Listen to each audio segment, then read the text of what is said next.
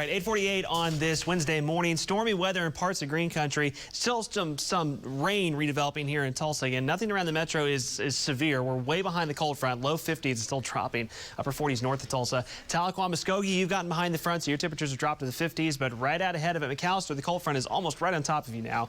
You're in the low 70s. Stigler, Sallisaw, Poto, Wilburton. This is where our trackers have been lined up because that air mass in southeastern Oklahoma is much more unstable, and that's where storms could still intensify pretty quickly in the next few hours. Winds are gusty on either side of the front, but obviously north winds behind this front this morning. Chilly, blustery conditions for Tulsa today. We'll get right to the Tulsa forecast here. Not going to recover much. Yesterday we had 80s. Today, more than likely holding in the upper 50s for highs. Some spots might be a little warmer, but it's going to be a blustery day. So here's radar right now. We had a severe thunderstorm warning. Looks like it's just now expiring now for that the activity that rolled right around I-40 from Shakota down to Eufaula. Had some hail cores with it. That has weakened a little bit. Still a strong storm, but the hail potential has dropped a bit. Storms continue to stretch. I mean, it's the same area as the last hour or so, from Siloam Springs, Tenkiller, down to Shakota and Eufaula, and now just northwest of McAllister. McAllister storms starting to creep in on your area as well. Those aren't severe. There's a lot of thunder and lightning with these, and a lot of locally very heavy rain. As I pointed out a few minutes ago, some areas have picked up the estimates of 2 to 3 inches of rain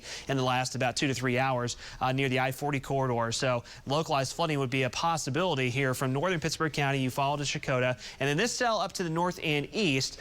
This actually has intensified quite a bit on the north end of Tenkiller, just east of Tahlequah. Could be up to quarter-size hail. We don't have a warning on it yet, but it could be some quarter-size hail as that moves into Adair County. And then we've been watching. There's little areas in eastern Cherokee County where the velocity has come up a little bit, so some 40, 50-mile-an-hour winds, if not stronger, certainly could happen as that activity moves from Tenkiller towards, say, Stilwell in the next 20 to 30 minutes. Now, in far southeastern Oklahoma, hail is probably the biggest threat, along with localized flooding, so keep that in mind.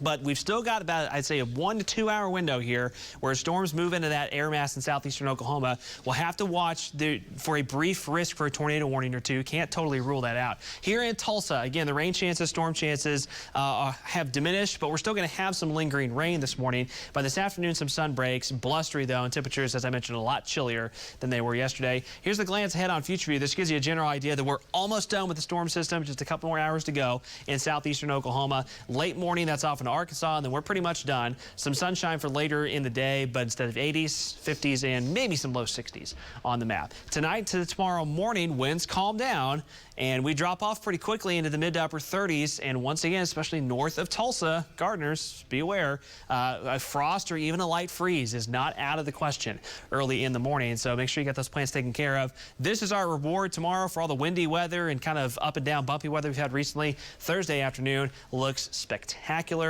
Sunshine, lighter winds, highs upper 60s to near 70 degrees. Now, over the upcoming weekend for Good Friday and also into Easter Sunday, kind of just some off and on shower chances, some off and on scattered showers and storms. Temperatures warm on Good Friday, but we are still watching a couple cold fronts over the weekend, and right now it does look like more than likely that we may have some cooler, chillier air kind of sinking into the area as we head towards Easter Sunday.